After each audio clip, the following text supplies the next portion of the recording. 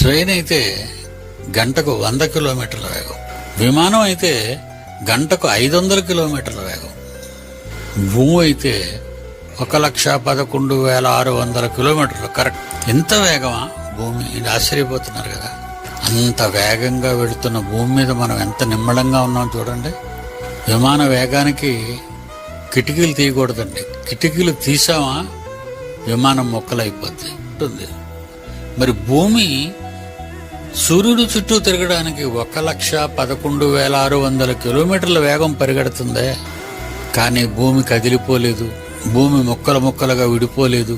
మనుష్యులు ప్రశాంతంగా నడుచుకుంటూ పోతున్నారు. ఇప్పుడు ప్రయాణంలో ఉంది భూమి. ఇదంతా ఎందుకు చేశాడని మనం అనుకుంటే మన కోసమే.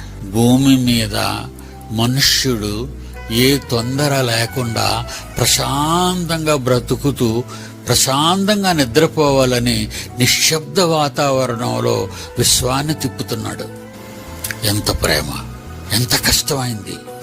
దేవుడు నాకేం చేశాడని నరుడు అనుకుంటున్నాడు.